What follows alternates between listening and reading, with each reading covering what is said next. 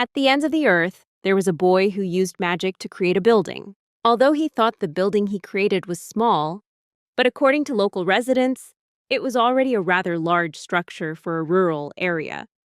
That boy's the ruler of this land. Meanwhile, there was a man who had spent his entire life completely immersed in his work. He started working in the city right after graduation. And it has been 10 years since he left his hometown, and every morning he has to rush to catch the familiar train to get to work. On the other hand, the workload he has to complete is increasing, and he spends most of his time at the company.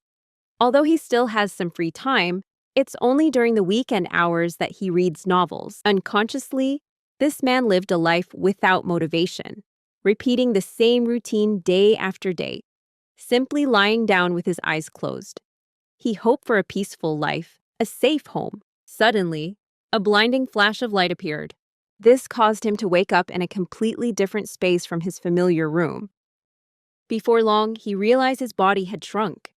He quickly stood up and checked the window, and he saw a completely unfamiliar landscape. Shortly afterward, a maid called him, and he discovered that he had been reincarnated as the son of a nobleman named Van. This maid's name is Till, a 12-year-old girl. Till was panicking because Van was playing near the window. Van later said that he just wanted to admire the scenery outside and was very impressed with the beautiful garden. Hearing Van's words, Till was surprised because Van, whom she usually served, could never have uttered such difficult words. Van is only 2 years old, but he pronounces words fluently like an adult. Suddenly, Van fell silent because deep down, he was still a 30-year-old man. He recalled being a corporate slave, living in a small apartment in Tokyo. He began to wonder about the meaning of his shrinking body and the maid's words. Suddenly, he also had memories of life in this place. Van then told Till that his full name was Van Ne Fertio. Till was overjoyed that Van, despite being only 2 years old, could say his name fluently. Van then mentioned his father's name, Jalpa Fertio, and his siblings Mersha, Jardo, and Sesto. Till was immediately surprised that Van could fluently say the names of his father and siblings. Although they rarely meet for meals, the head of the family and Van's father, Jalpa Fertio, along with Mercia's eldest son, Elago Fertio, his second son, Jardo Guy Fertio, and his third son, Sesto Ele Fertio, were both present. Meanwhile, Van was cared for and pampered by the servants like the youngest child in the family. Of course, Van thoroughly enjoyed his dinner. Van realized that he had been reborn into this world, carrying memories of Japan. Although he couldn't fully accept this reality, he gradually realized that he had fallen into a completely different world. Suddenly, his father asked his second brother, Jardo, "What did you learn today?" Jardo stammered in reply that he had learned about fire magic and how to apply it in battle formations that day. It turned out his father was asking his children about what they had learned that day. Every evening, he would ask them, making it a daily routine. This was the aristocratic education his family pursued. Every morning, aristocratic children had to study, and in the afternoons they had to practice swordsmanship according to their age. Jalpa required all 4 of his sons to do this, and now it was Van's turn. Van said innocently. He replied that he would begin studying the history and culture of his country today. Hearing that answer, Jalpa, Van's 3 brothers were all shocked. Then Jalpa burst out laughing. He thought he had spoiled Van too much because Van was his youngest child, the only remaining child of his wife, Mila. But it turned out that Van had very mature thoughts. Even though he was only 2 years old, Jalpa was convinced that Van would one day become the most powerful fire mage, just like him and Mila. He was very confident that their family would be incredibly strong, and he was also eagerly awaiting the evaluation of Van's magic. When Van turned 8 in the new world he experienced, magic had become commonplace.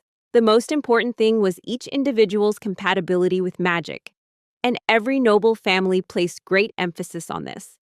Generally, there were 4 basic magical elements in this world: fire, water, wind, and earth. Other spells are human spells, and those who lack compatibility with one of these spells are often considered failures.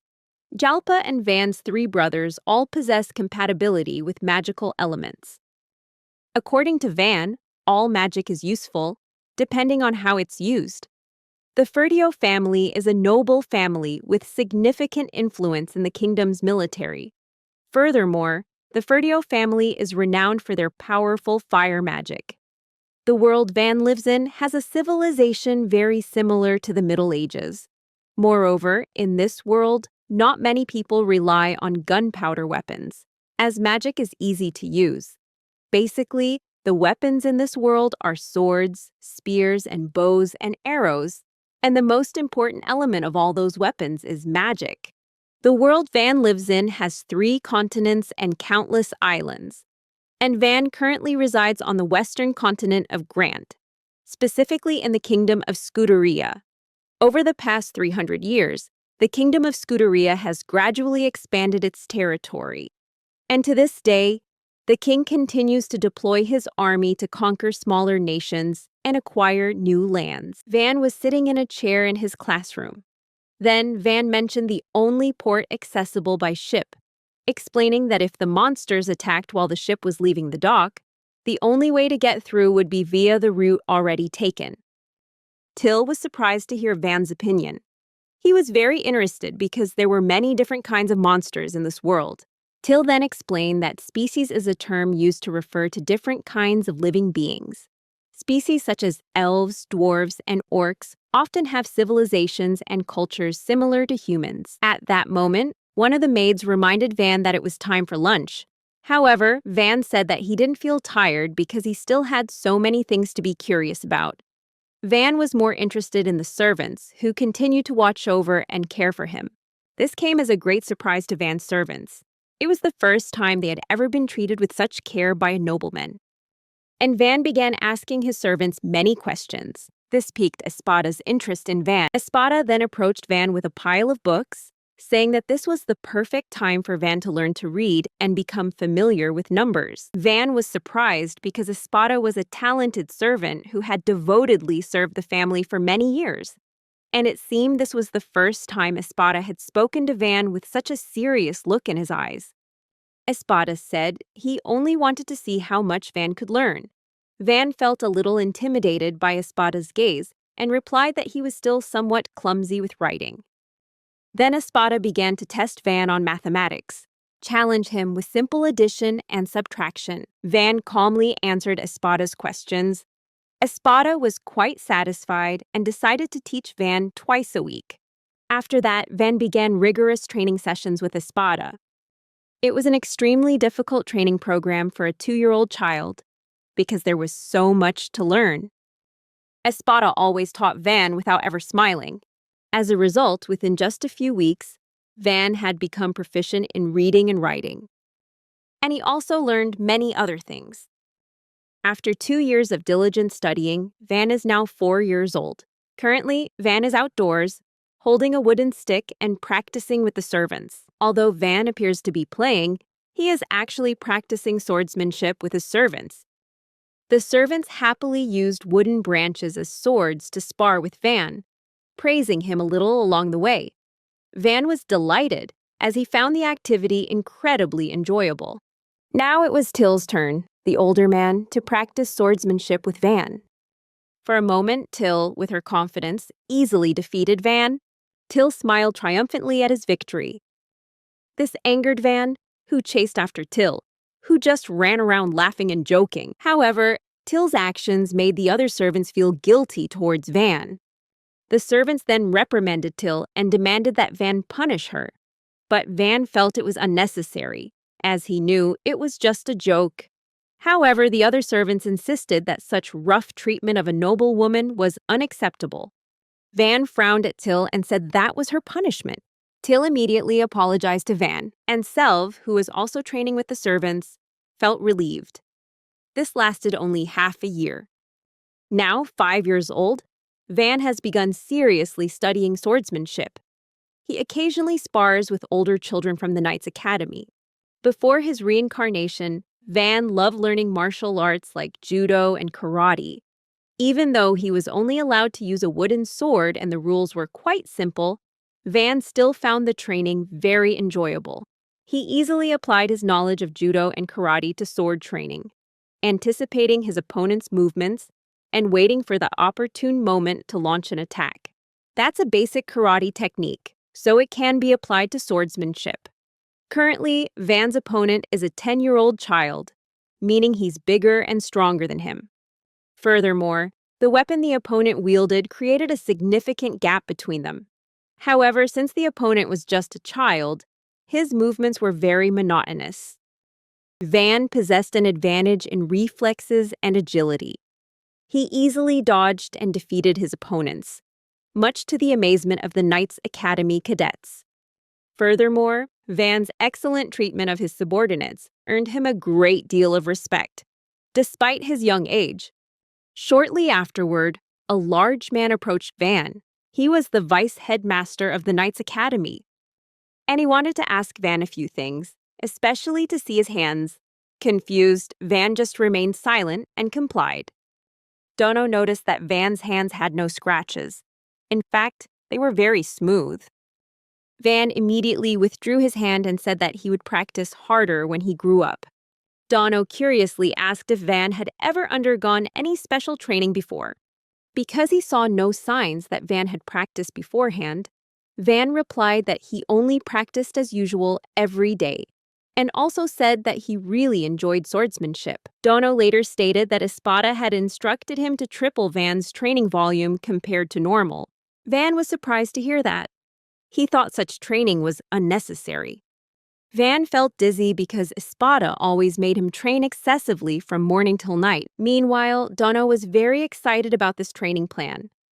Dono eagerly looked forward to training Van every day, hoping to help him become the best swordsman. Van stammered, saying that he enjoyed learning and was very passionate about swordsmanship, and would do his best in both.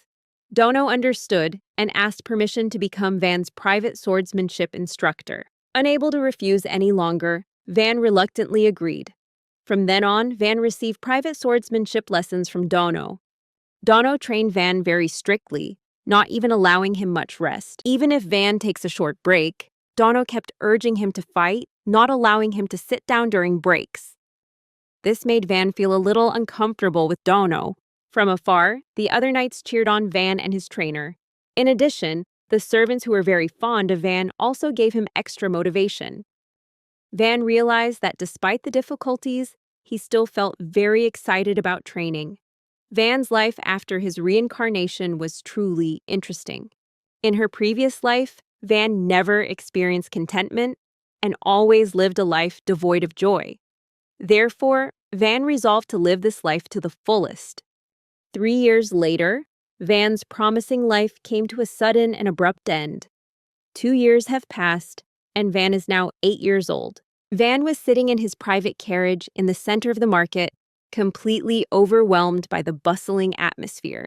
Till guided him. Till asked Van which area he wanted to visit, but Van only wanted to look around the bustling market. Now, at age 8, Van must live the life of an aristocratic boy, carrying within him the memories of 30 years spent on Earth. You have to study and practice every day. With his current abilities, Van could even defeat the younger fighters. The 12-year-old children had attracted too much attention from Van. In the aristocratic system, money, land, and power were the measures by which landowners were compared. Although Van didn't want to become the head of the family, he knew his life would become even more difficult. Furthermore, Van had siblings who would sooner or later try to kill him, a common occurrence among the nobility. Unfortunately, Van's relationship with his siblings wasn't good. Therefore, even though Van didn't want to be the head of the family, if he attracted too much attention, his siblings would kill him without hesitation. The key for Van is to try not to attract too much attention.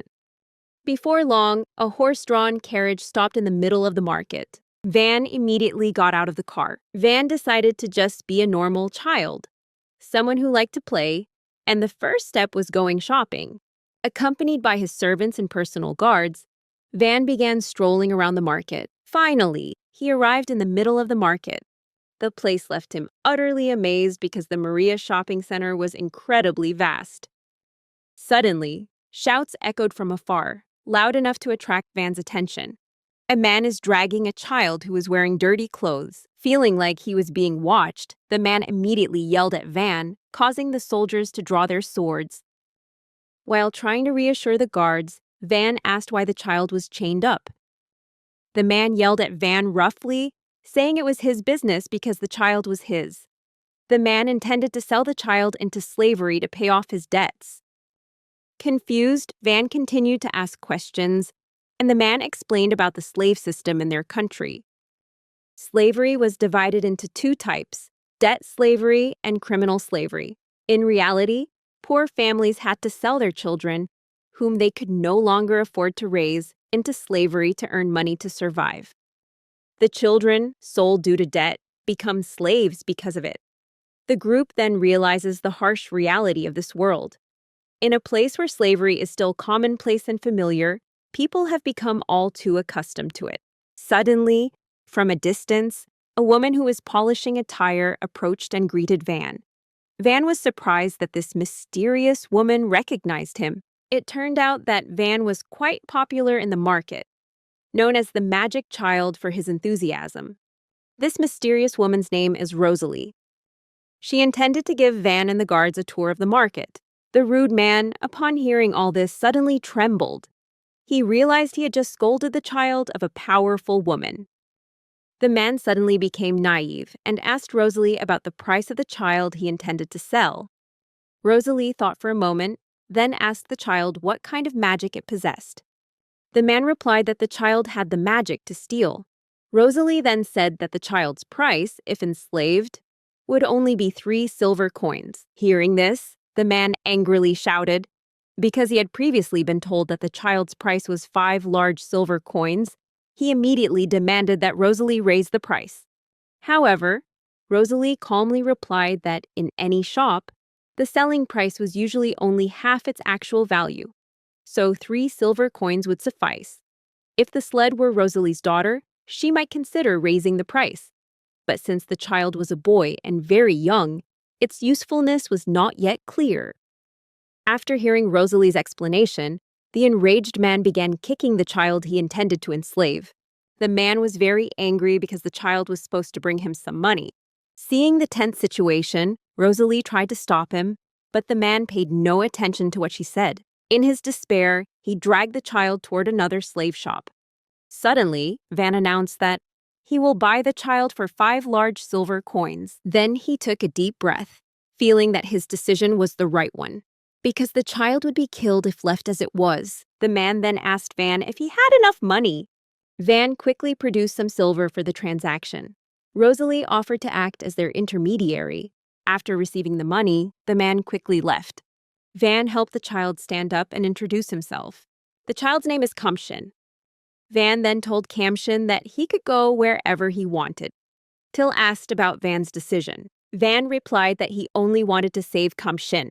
But suddenly, Van remembered that if he left Kamshin alone, Van's father would come looking for him again. Van would be considered irresponsible if he left Kamshin alone. Van then asked Kamshin if he had anywhere to go home.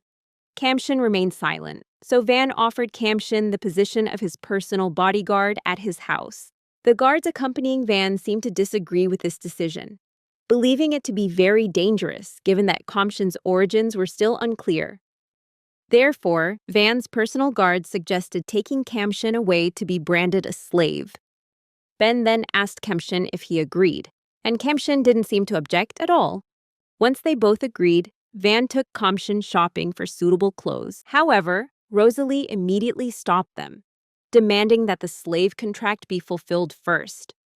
Rosalie then asked Kamshin and Van to hold out their hands. Immediately, she performed a spell, and the mark of slavery appeared on Kamshin's hand.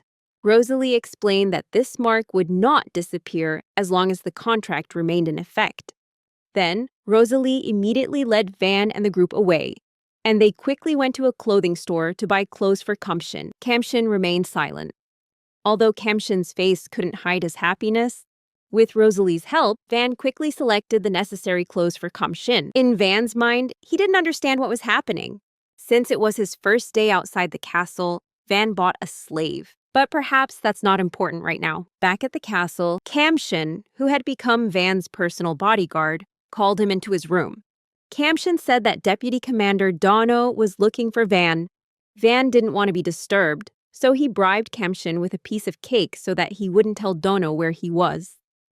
Kamshin immediately ate the cake. Van was surprised to realize that Kamshin wasn't wearing gloves, making the slave marks on his hands clearly visible. However, Kamshin didn't seem to care much. He viewed the slave mark as a symbol of the bond between him and Van. Van said the gloves had been specially purchased for Kamshin. Kamshin immediately put on his gloves. Van didn't expect Kamshin to always carry gloves with him. Suddenly, Dono called from outside. Van immediately hid, while Kamshin concealed Van's whereabouts. Dono asked Kamshin where Van was, and of course, Kamshin insisted he didn't know. However, Dono noticed that Kamshin had just eaten something because he saw crumbs of bread left in his mouth. Kamshin quickly wiped away the crumbs and pretended not to notice anything. Dono realized that Kamshin had been bribed by Van. This angered Dono because Kamshin had disregarded his orders as the deputy commander of the Knight's Order. However, Kamshin replied that he was Van's slave, and therefore he only obeyed Van's orders. Hearing this, Dono had no reason to argue anymore, as there was nothing left for him to do. Dono then decided to let Kamshin replace Van in his rigorous training. Kamshin couldn't refuse and had no choice but to comply. Van could only peek through the crack in the door, hoping to be even lazier. He hoped that people would change their perception of him, from a magical child to a normal child. From now on, Van is 8 years old. Everyone was eager to know which magic would suit him. They all believed that Van would possess a powerful spell, thanks to his learning ability and swordsmanship skills. Some people even wanted Van to be the next landowner. Everyone thought that Van would at least possess magic related to the fire or wind elements. In a room at the castle, Van faces a bitter reality. None of the elements suit him. The men in the room could only remain silent, unable to believe it. It turns out Van possesses the magic of creativity. Creative magic was used to produce goods, and according to magical texts, it is considered the most useless magic in the world. This is because magic requires the preparation of materials such as earth and iron to create items that already exist in the user's imagination. Furthermore, using this magic to create items isn't very efficient. Other mages could also do this using powerful magic to create weapons or other items. Since blacksmiths didn't need magic to create weapons, Van realized that his creative magic might not be useful in the eyes of many. Despite the unfavorable circumstances, Van was quite relieved that the magic test results weren't what he'd expected. He wouldn't be targeted by his brothers in their power struggles. Everyone knows that what nobles crave is one of the 4 elements: fire, water, wind, or earth. Of these 4 elements, the element that Ferdio's family desired most was fire. Van's eldest brother possessed the element of wind, thanks to his mother's connection. He struggled more than his brothers to reach this position, and was mocked by the second and third brothers, as both possessed the wind element. Therefore, elemental compatibility was extremely important to the nobles. Their father, Jalpa, was furious upon learning that his youngest son possessed absolutely no elemental magic. Jalpa was deeply disappointed. He had very high expectations for Van, believing that since he and his wife were powerful fire mages, their child would surely possess no magic other than fire. However, Van's creative magic was unexpected. Even so, this is not incomprehensible, as Van was the youngest child, abandoned by his own mother. Although Van's mother possessed powerful magic, she was frail and died shortly after giving birth to Van. Therefore, it's not difficult to understand why Van's father had such high expectations of him. Suddenly, Jalpa drew his sword. He felt incredibly foolish for having ever considered Van a well-behaved child. Van remained silent, unable to do anything else, when he saw his own father draw his sword and point it at him. Because organizing a birthday celebration for a sorcerer with creative magical abilities was ridiculous, Jalpa felt embarrassed. He thought his son Van should be eliminated. As Jalpa prepared to swing his sword, Van Murcha's older brother immediately stepped in front of Van to protect him. Murcia hesitantly explained to his father that there was another way without having to eliminate Van. Jalpa was confused and wanted more explanation from Murcia. Murcia then explained that they could give Van a village on the border as territory. Their father was surprised and asked for further explanation. Murcia went on to explain that the village has 100 residents. The village lies to the north, at the foot of Mount Walsberg, a place of nothing particularly special or useful, because many powerful magical creatures have chosen to nest there. In addition, near the village lived a lord with a small population, and on the other side was the rival kingdom of Ionida. This made the village quite remote, but it had a fortress with strong defenses. Murcia went on to explain that, in other words, the village could at least have been used as a stopover point for training soldiers from Lord Fernard, who sometimes organized expeditions. This village was under Murcia's control, and occasionally Lord Ferdinand's growing territory would send troops to inspect the area. In other words, although the land was completely useless, it could still be given to Van. Furthermore, making Van the lord of the village would increase the villagers' loyalty to the local residents. After hearing Murcia's explanation, Jalpa finally understood and decided to entrust the nameless village to Van. Then, Jalpa immediately left the room and urged them to set off for the village.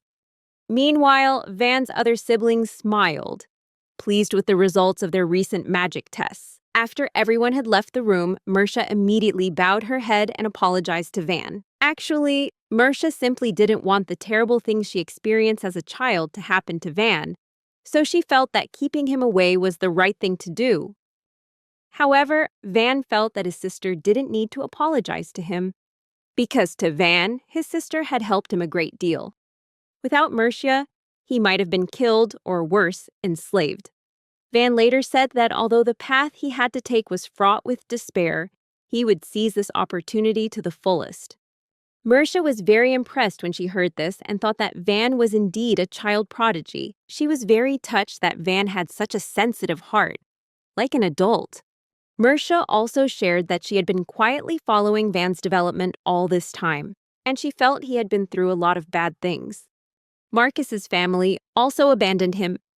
However, Murcia promised to provide Van with as much assistance as possible in the future, and she will fight for him. Van is very grateful to Murcia. In Van's room, his personal servants couldn't accept and refused to believe that Van possessed no elemental magic at all. They all felt that Van was a good and great nobleman. Therefore, the idea of him being sent to a remote village was almost impossible.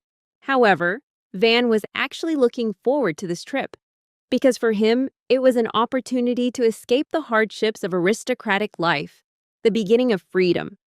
He considered it a dream come true, with the determination to live a peaceful and happy life. Van also wants to make this place a better place. The adventure group, tasked with escorting a young nobleman, they realized that although the nobility always rode in luxurious horse-drawn carriages, and contempt for ordinary people, but they couldn't refuse this task. While on the territory of the Murcia Felcio family, no matter what happens. Shortly afterwards, Van, who had ordered the adventure group to escort him, also arrived. Van politely introduced himself to Orto, the leader of the adventure group. Orto felt a little nervous as he returned Van's greeting, but he immediately realized that the boy was very polite. Van also didn't forget to compliment Orto's muscular physique, which surprised him quite a bit. After that, Van became very friendly with the rest of the adventure group who would be escorting him. Orto was the leader of the group. He observed Van closely and found his unusual behavior puzzling. Immediately after Van finished the meeting and left, the adventurers were deeply impressed by his exceptional politeness. They no longer thought of Van as just an ordinary aristocratic child they had met before. Meanwhile, elsewhere, preparations were underway to load all the belongings onto a sturdy horse-drawn cart. Van checked each step carefully, thoroughly considering what needed to be prepared for his trip to his new territory. He will use 3 carriages for this journey. Initially, he was only given a small carriage for transportation, along with a few servants. However, several others also joined this journey, including Till and Espada. Even Espada insisted on resigning from his position as chief vassal to serve Van. Espada explained that he wanted a more relaxed life, living in the countryside. Although Van couldn't stop others from joining him, he himself couldn't hide his delight. Van admitted that he was genuinely happy about these changes. Because others also wanted to go with Van, Till explained that the other servants actually wanted to go with Van too, but only she was allowed, as she was Van's personal maid. Till also shared that the palace servants were very fond of Van, because he was the only one who treated them well. For example, Mercia is very busy. Therefore, she rarely spoke to her attendants, while Jardo and Sesto were reluctant to interact much with them. But in the palace, Van always greeted the servants. Occasionally, Van would give them food and help them clean up. Hearing Till's confession, Van felt a little embarrassed. Then Van asked why Kamshin had joined. Kamshin replied that he was bound by a slave contract which could not be changed or broken. In other words, he would dedicate his entire life to Van, ready to sacrifice his life to protect his master. Van teased Kamshin about being too ostentatious. But when Van saw Kamshin's serious expression, he realized that Kamshin genuinely liked him, not just admired him. Van felt embarrassed by that admission. After making his preparations, Van immediately set off for the suburban village. He deliberately omitted the Marquez family crest from the carriage to avoid attracting attention. Van plans to leave the city completely. As the carriage rolled along, Van looked out the window and took in the quiet atmosphere around him. A little while later, a gatekeeper boy whom Van knew ran up and asked him where he was going. This left Van feeling confused. Van felt incredibly embarrassed when the gatekeeper boy shouted to the whole town that Van was about to leave the city. A feeling of unease welled up in Van, and he immediately questioned one of the soldiers about it. Because on his father's orders, he was not allowed to reveal his departure. The soldier explained that it was Dono's doing, because he felt sorry for Van's situation, and his impending departure was like an act of desertion. Therefore, Dono at least wanted people to know about Van's passing. The soldier added that they had just received instructions not to disclose it to the surrounding residents. He also said that Dono had fallen asleep in the carriage and that when he woke up, they would ask him to leave. Because of Dono's actions, the atmosphere in the city immediately became lively. Residents familiar with Van gathered to bid him farewell, and this clearly shows how much they like Van. They wish him a safe departure. Van simply smiled happily when he realized that he was still loved by the townspeople. That night, while everyone else was resting, Van and the group of mercenaries protecting him had dinner. They had passed through 2 cities and had now reached the first campsite. This was also the first time Van had encountered dangers from magical creatures while camping outdoors. This time, they had 2 additional mercenaries as bodyguards. One of them was Ordo, the group leader and a seasoned adventurer. With 20 years of experience, Ordo was accustomed to negotiating with mission leaders. Even though Van was only 8 years old, Ordo took his task very seriously. Van then told Ordo to rest and take turns with the other mercenaries. Ordo seemed surprised to hear this. Van asked why Ordo was confused, but Ordo evaded the question and immediately returned to his guard post. Seeing Ordo's actions, Van continued to question Till. Till replied that the mercenaries were all very impressed with Van's nobility. The following morning, the group continued their journey towards the suburban village, which had become Van's new area of power. They traveled from city to city and camped at night. In total, they spent a day resting in 4 cities. Because they had to carry their belongings, they moved quite slowly. After 2 weeks of travel, they had covered a total of 100 kilometers in a single day. Although traveling 500 to 1,000 kilometers was already considered a great distance, this demonstrates just how vast the Marquis family's territory was. At one point during the journey, Till said they would soon arrive, bringing everyone a sense of relief that the journey was nearing its end. However, from outside, the coachman informed Van that something dangerous was happening in his village. He said that his village was under attack by something. Upon hearing that the real village was under attack, Van immediately gathered all his servants and guards to devise a plan. Orto believes the village is currently under attack by bandits or mercenaries, and he advises everyone to hide if they are afraid to fight. The village was surrounded by thick wooden walls, making it difficult for attackers to use bows and arrows. In front of the gate stood armored soldiers, and behind them were the magical troops. The enemy numbered around 40 to 50, so they were facing a situation where they knew little about their foe. But Dono had asked permission to join the battle, believing that if they fought together, they would have a chance of victory. However, Ordo felt that was too dangerous and refused Dono's request. Although Dono understood the consequences and was willing to sacrifice himself for Van's territory, Orto remained steadfast in his principles. He refused to sacrifice his team members. Although Orto received a considerable sum of money, Dono remains determined to defend Van to the very end. Espada also rejected Dono's offer.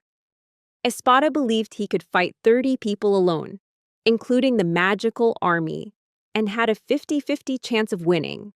If he died, there would be no one left to rule Van's village. However, Ordo still refused to let them join the battle. Meanwhile, the Espada proved themselves masters of the 4 elements, more powerful than the bandits themselves. Ordo was surprised to see that the Espada could fight like that. Instead of continuing the direct battle, they devised a plan. First, they would build a defensive wall.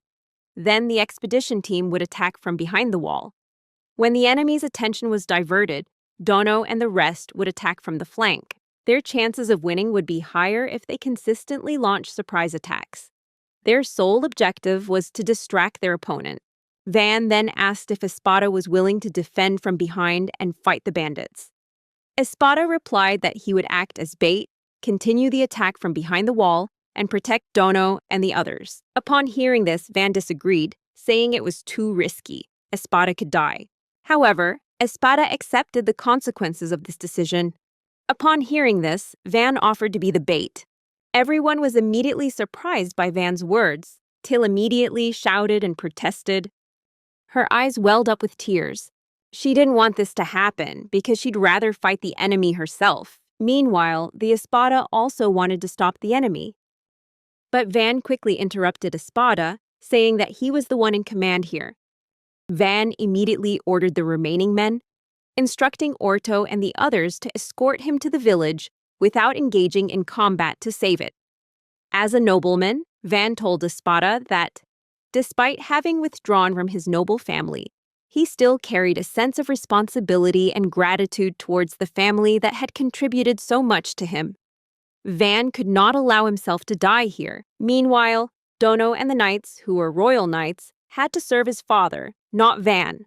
Therefore, he had to apologize to his father if anything happened to the knights. Van also advised Till that he considered her like a brother, had spent more time with her than anyone else, and therefore did not want to see his brother die. Finally, Van tells Espada that he appreciates Espada's honesty, so even though Espada is Van's slave, he doesn't need to die for Van. Van realized he was useless and was expelled from his aristocratic family. Although those who wanted to follow him were all good people and didn't deserve to die, but Van couldn't just stand still and give orders. Van couldn't stand still. He wanted to take responsibility and be on the front lines. After delivering his message, Van outlined the plan. First, they would ride forward on horseback. Van wanted everyone to attack from both the left and right flanks, while reminding them not to forget long-range attacks, which was their main strategy. If the enemy doesn't retreat, they might escape. Van told them they could leave his body there.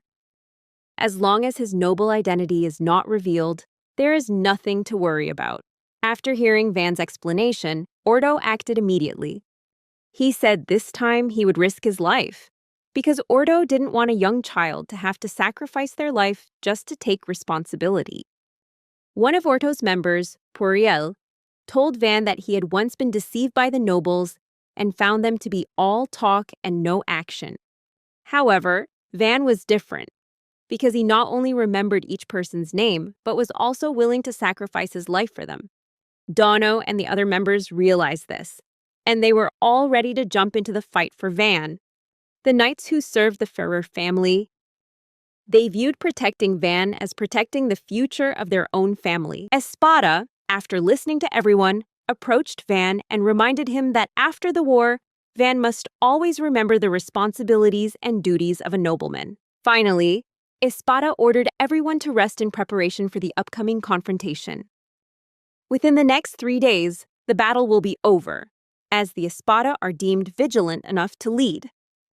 He quickly assumed command and began adjusting the strategy. His plan involved creating a defensive line against long-range attacks. Dono and his knights would attack from the left, while Ordo and his adventurers would advance from the right. Van and the servants who were not fighting would stay around the carriage to provide support when needed. They moved quickly thanks to the Espada's ability to control the ground. He erected a solid defensive wall around the formation. After the defensive wall was erected, the warriors began to advance. Orto was very impressed with Espada's abilities. With his talents in all 4 elements of magic, Espada was clearly a person far beyond the role of a servant. A member of Orto's expedition realized that if Orto refused Van's request, Van might actually sacrifice his own life. Orto understood that Van was very valuable, and that a nobleman like him shouldn't have to die at this time.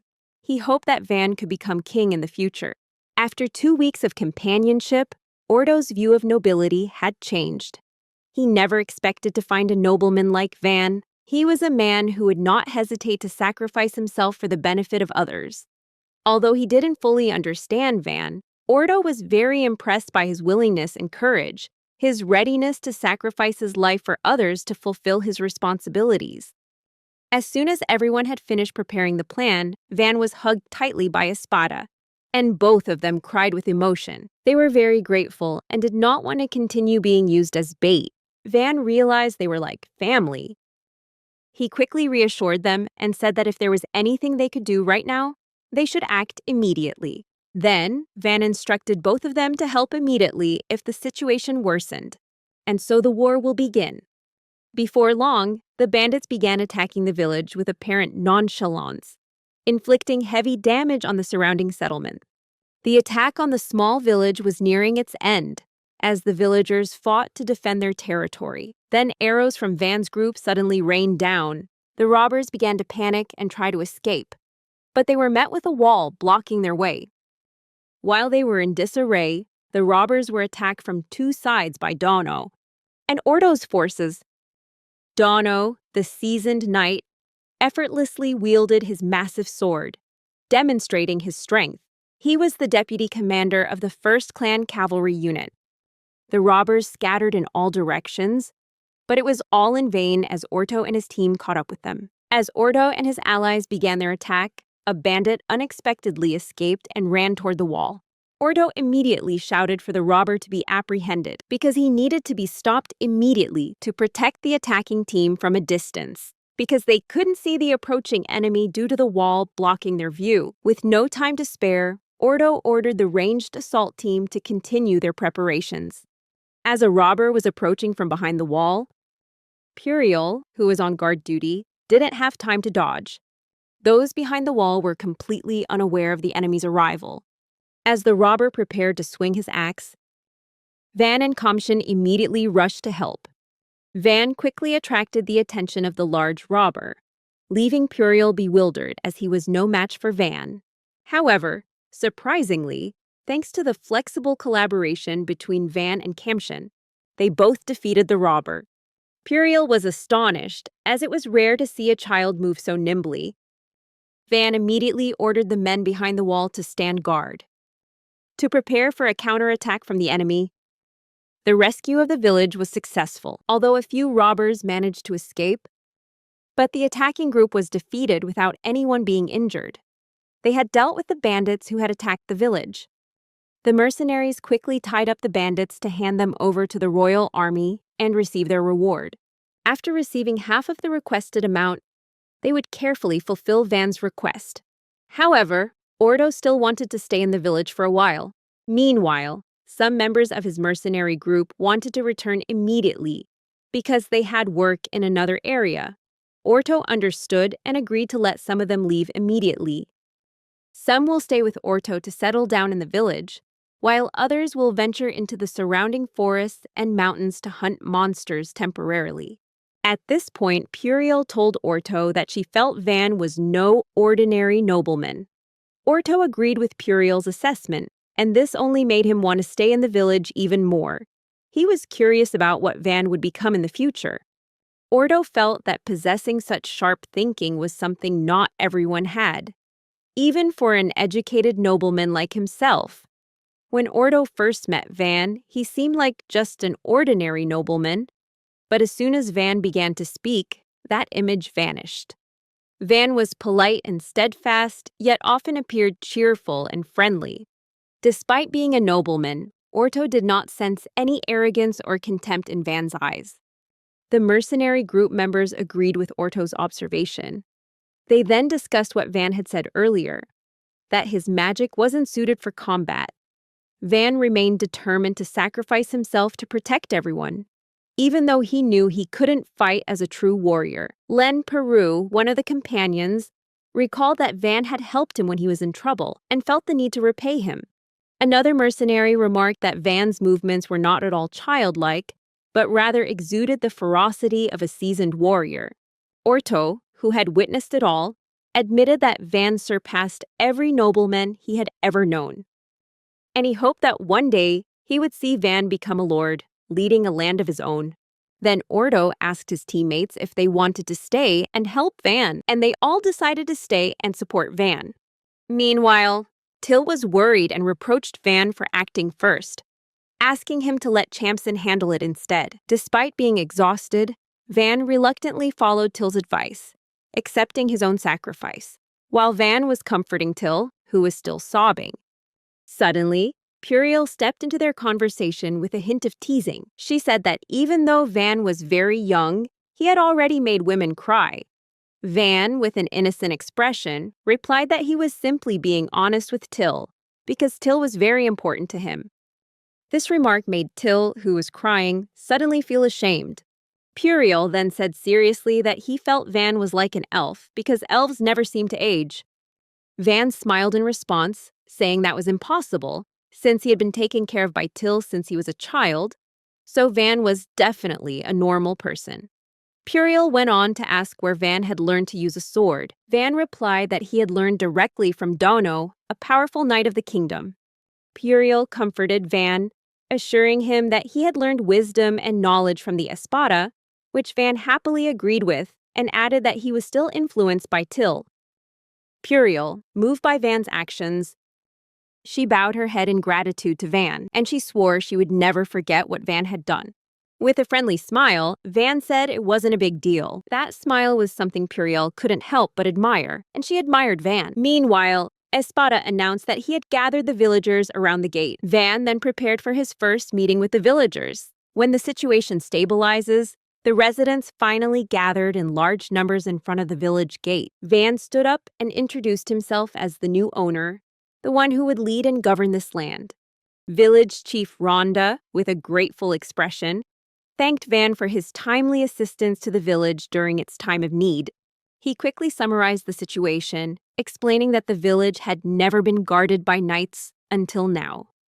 This made Rhonda feel guilty, and she apologized on behalf of Fertio's family. Determined to protect his village, Van asserted that he would take responsibility and defend it like a lord. Van's introduction went smoothly, with the confident demeanor of a seasoned businessman. After listening to him, Rhonda took Van to his home, where he would explain the village's situation in more detail. In her humble home, Rhonda revealed that the village currently has 150 inhabitants. But after just 1 month of attacks by the bandits, the population has significantly declined. The village now has only 100 inhabitants, and today marks the 3rd day of the bandit attacks. The robbers who attacked were not just one group, but several different groups. Village Chief Rhonda couldn't help but wonder why so many gangs were targeting his small village. He explained that because the village was located right on the border of the kingdom of Yerineta, border guards under Count Ferdinand regularly patrolled the area. However, after a change in leadership, the area had become unprotected. Van quickly realized that everything was due to a mistake in the Ferdio family's handling of the area. Van pointed out that previously, Count Ferdinand, the former leader of the region, had appointed a deputy to each town, but now things had changed. However, Van's father, Jalpa Fertio, had only sent a lieutenant to govern the large cities, completely unaware of the situation in small villages like these. Chief Rhonda realized that their village wasn't worth protecting, as it contributed little to the tax revenue and was virtually worthless. Van firmly stated that instead of complaining about the state of the country, they should discuss the future of their village together, because complaining won't change anything. Upon hearing Van's words, Malaga, the village chief's eldest son, stood up, his body trembling with anger. Van calmly ordered Malaga to sit down, saying that only when they had calmed down could they discuss the future of the village together. Malaga reluctantly sat down, but her eyes betrayed her anger. Van continued to explain that, as nobles, they bore a great responsibility in restoring order and rectifying the errors in the laws, errors that were created by the Berlinate family, the founders of this kingdom. Upon hearing these words, the entire room fell silent. Espada cleared his throat softly, breaking the silence. Then, Van presented his vision to everyone in the village. Van believed that, even though the villagers complained about the laws of the nobility and the rules of the kingdom, but that wouldn't change anything anyway, Van had set 3 specific goals. First, to make the village valuable, so that the kingdom could no longer underestimate them. Second, to raise money and recruit powerful groups of knights. And finally, to reorganize and develop the village. That was Van's vision for the village. Van thought that if they lived in a remote area, even though they could sell wood or stone, making a profit would be difficult due to high transportation costs. However, it would be more beneficial if the villagers knew how to create valuable handicrafts, despite their limited education. This made it difficult for the villagers to earn money and prevented them from developing their village. With determination, Van explained that it had been difficult for them to get this far, but he had come here to learn and protect this place. Van hoped the best they could do was survive and develop the village from now on. However, both the village chief and the elders remained skeptical.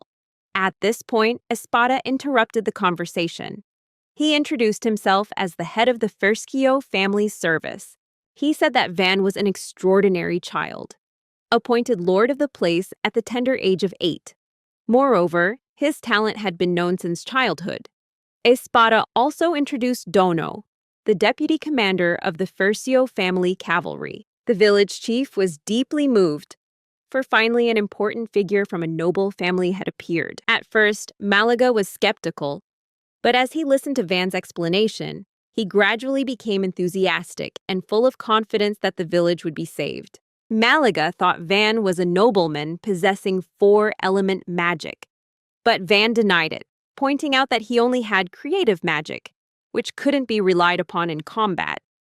After hearing Van's words, the villagers' hopes were almost completely dashed. Van immediately suggested reinforcing the walls to protect the village from the enemy. Van explained that although the wooden fences looked sturdy, they were useless against rockets, just like the houses in the village. Van then ordered Espada to immediately use earth magic to create a solid foundation for the new wall. Van ordered his team to place stones on the wall's surface for reinforcement and to dig a moat around it to prevent surprise attacks. He also suggested setting traps in the trenches and attacking the enemy from atop the defensive walls. Van agreed with his plan and asked for bows and arrows to be prepared. Once the plan was ready, Van told Rhonda to gather the villagers to introduce themselves and present their vision. During the meeting in the village field, Van explains the steps in the village's development, and he called on everyone to work together to build a prosperous community. After the presentation was over, a resident asked about taxes. The villagers explained that collecting a 30% tax on hunted products such as animal hides and monster teeth was very difficult for them. Upon hearing this, Van decided to reduce the tax to just 10%, hoping to improve the quality of life for the villagers. When they heard this announcement, the villagers were all astonished and surprised.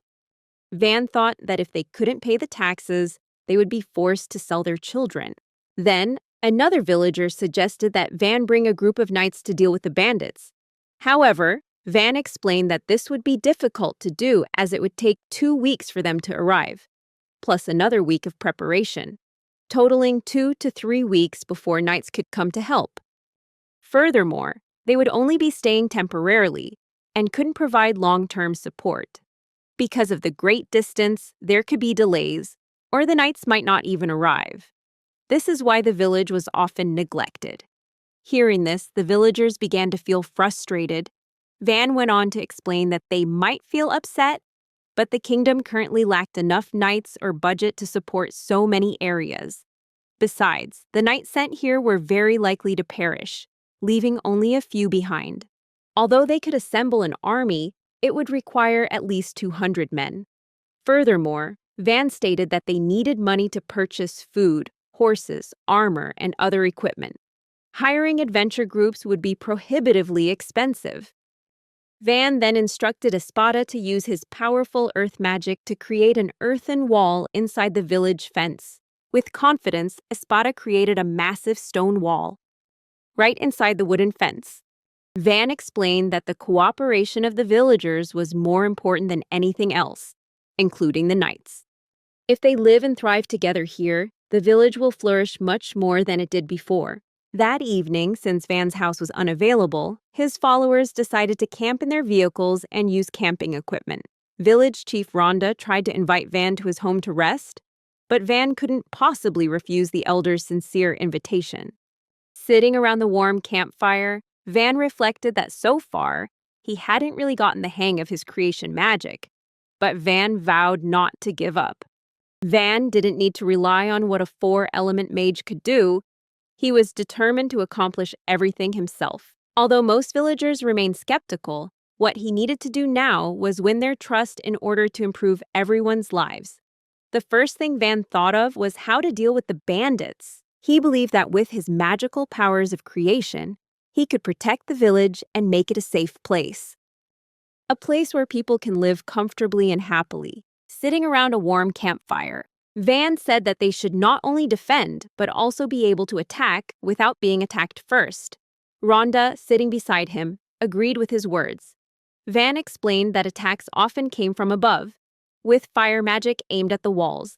Espada concurred and said that if the walls were too low, the effectiveness of the attacks would be diminished. Rhonda worried that gaps in the wooden fence could be exploited by the enemy to breach the walls. Dono believed that this was precisely how the bandits would try to break through the village's defenses. Van suggested using a trebuchet, but Espada disagreed, arguing that trebuchets were only suitable for attacking barricades, not for defense. Rhonda, who had never seen one, asked Dono about it. Dono explained that catapults were a type of weapon used to throw large stones, but they were very slow and inaccurate, so they were often used to demolish castle walls and watchtowers. However, Van had a different idea for using this catapult. Van proposed using a mechanism to launch multiple stones at once and hurl them outwards, scattering them in all directions. Furthermore, they can add fuel to the fire to increase the effectiveness of the attack. Following Dono's suggestion, Espada and Rhonda could only remain silent. They then asked who had come up with this mechanism, and Van replied softly that it was his idea. Everyone fell silent again. The following day, Van was determined to prove that his created magic wasn't useless. He hadn't yet fully grasped its potential, so he had to find a way to explore and master it. Throughout the journey to the village, Van practiced diligently. Van creates various materials from wood, and now he's preparing to test his magic in a real-world setting to see what it can do. Steel, iron, and other materials had been created by Van through his magic, and now was the perfect time to prove his abilities. Deep in the forest, Orto and his group of hunters were patrolling to find the escaped bandits. They had cleared several areas, so it was now safe to leave the village. In addition, Ordo also wanted to hunt monsters around the village to earn money. Suddenly, Ordo sensed something. He spotted traces of the monster and immediately ordered a patrol ahead. Meanwhile, Van, Tail, and Kamshin stood guard around the area, felling trees. Van was deeply impressed by Orto's extraordinary intuition. Throughout the journey, Orto was always able to sense the presence of monsters before they attacked. Kamshin suggested cutting down some more trees, preparing for any eventuality. However, the trees Kamshin suggested were too large and too dense, making it impossible for them to cut them down. After gathering some wood, Van decided to try using his magic. He tried to vividly visualize the object he wanted to create using magic. For the magic to work, he had to visualize it in great detail in his mind, imagining everything clearly while using the spell. Van felt a warm sensation spreading down her stomach, and as the magic spreads to your fingertips, the visualization should be as small and detailed as possible. He had to pay attention to each grain of wood, trying to connect them together, joining the wood fibers into a unified mass. Van then succeeded in connecting the smallest wood fibers, and he created a block of wood. Although made of wood, this block looked like plastic. Van succeeded in transforming logs into boxes made from wood fibers, a completely new material that Kamshin and Till had never seen before. Confident in the strength of their creation, Van believed they were even stronger than ordinary wood and could serve as the foundation for their headquarters. Once finished, they loaded the boxes onto a horse-drawn cart. Not long after, Ordo and his expedition returned from the forest, carrying their prey. Seeing the number of wooden boxes, Puriel curiously asked why there were so many boxes when they were only there to collect wood. Ordo then lifted a box and was surprised to find it lighter and stronger than he had imagined. To test its durability, Ordo drew his sword and tried slashing at the box. Then he threw it at the rocks to check if the box is broken. The box that Van made only had minor scratches. The rock behind it was cracked and broken. Van was extremely surprised that his item was not destroyed, while Ordo was puzzled because he had struck the box with all his might. Van innocently asked, "Which is harder, stone or wood?"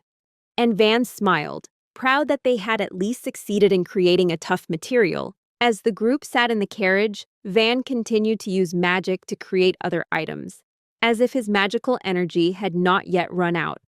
Kamshin, surprised, asked Van if his magic still had enough energy. Since creative magic usually consumes a lot of power, Van created many intricately shaped items, starting with small objects and continuing to test his magical abilities by crafting a normal-sized weapon. He focused on imagining a weapon that was both as sturdy and sharp as possible. In just a moment, Van successfully created a katana sword. He gave the sword to Kamshin, who was very excited about the gift, and Kamshin promised to take good care of it. At the same time, Till, who was also very impressed, received a weapon from Van. Although somewhat hesitant because of its shape, Van reluctantly gave Till a dagger with a skull symbol, and Till accepted it, albeit with a little fear. Seeing this, Till thought that Van would like an axe. He said that he had made it very sturdy, and that it could also be used as a hammer or a spear. After hearing Van's explanation, Till happily accepted the axe and promised to take good care of it. With a smile on his face, Van felt delighted to see Till enjoy the gift he had made. Looking at his body, Van noticed he never felt tired, which puzzled him as he couldn't understand how his magical energy could last so long. However, this opens up a unique possibility. His creative magic can be used in unique and useful ways. At the same time, the village's defensive wall was completed, something Van had been planning for a long time. With Esparta's abilities, this sturdy wall only took about 10 days to build. Ordo looked up from below, his eyes filled with admiration at the work Esparta had created. A sturdy structure that would now protect the entire village. Esparta, with his ability to activate multiple spells simultaneously, continued to approach Van. Van explained to Ordo that Esparta was an excellent servant, always quietly supporting the nobles from behind the scenes. Puriel was impressed by the result of the wall created by Esparta. She remarked that mages like Esparta should be recruited into the army, and if Esparta were an adventurer, he would surely be at the top of the rankings. Van was deeply grateful, expressing his profound appreciation and hoping Esparta would choose to stay with him during his retirement years. Ordo agreed, emphasizing that the future was more important than the past. Puriel was pleased to see that Esparta's glorious years were being appreciated as they deserved. A moment later, footsteps echoed from behind Van, and it turned out to be Espada, who approached and announced that he would be tutoring Van for a week. Van, unprepared, could only remain silent as Esparta dragged him away. Esparta hastily fabricated various excuses to avoid studying, claiming he had to reinforce the village gate first. With a cold gaze, Esparta asked him how he would reinforce the gate. Dono, standing nearby, suggested he help pile stones around the gate, but Van, with a displeased expression, replied that he would use creative magic. Van was a little annoyed, so he went straight to the village gate. Standing before the wooden gate, Van concentrated, raised his hand, and began to imagine. He envisioned a sturdy, solid gate made of strong, unbreakable materials. A gate that could withstand any challenge. Instantly, the wooden gate transformed into a beautiful, yet incredibly sturdy and solid structure. Everyone who witnessed Van's magic was amazed. Van immediately ordered Ordo to attack the newly created gate to test its durability. He instructed Ordo to attack as hard as possible so that Van could assess the sturdiness of the village's defensive gate. As soon as he received the order, Ordo immediately took action, using all his strength to strike the gate. Each blow was powerful, delivered with no mercy. But Ordo was astonished to see that the gate hadn't changed at all. Only a few minor scratches appeared. Van saw this scene and realized that wood wasn't the best material. However, adventurers like Ordo found it strange because the material Van used was already very sturdy. Van accepted all the compliments, and he just smiled proudly. The next morning, Van woke up in the carriage. Van slept on a small bed barely big enough for his body, leaving him aching all over. He couldn't bathe or change clothes, having lived in the carriage for so long. Even before they arrived, he had to sleep in the carriage. Sometimes he gets to the point where he forgets that he's still just a normal teenager. Early that morning, Van was greeted by Kamshin and Till, who had been tidying up around the carriage. Van noticed that neither of them seemed tired, even though their condition was worse than his own. Van thought that this situation couldn't continue much longer. He immediately decided that he had to improve living conditions in the village, from clothing and food to shelter, and of course, strengthening the village's defenses. Finally, Van decided to build a new house and immediately ordered Kamshin to bring the timber blocks. After gathering the blocks of wood, Van placed them in the middle of the village. The village chief, Rhonda, came and asked Van about the purpose of collecting the wood. Van immediately expressed his intention to build a house on the vacant plot of land. At the same time, Van quickly asked the village chief for permission to erect the house there. The village chief understood, as this was quite normal for a land-owning nobleman, and the vacant plot of land in the middle of the village had never been used before. Van smiled after receiving the village chief's approval. Immediately, he cast a powerful spell on the pile of wood.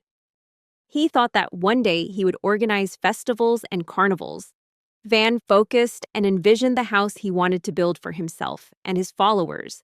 Van successfully created a solid foundation for the house, with 4 surrounding walls. Additionally, he envisioned thin wires being driven deep into the ground to reinforce the foundation. Next, Van built the walls and roof, and finally, the interior of the house. Van used all the wood he had, enough to create all the items and furniture for the house. He also created a dining room and a toilet as shared amenities, with a large bedroom and a medium-sized bedroom serving as the master bedroom.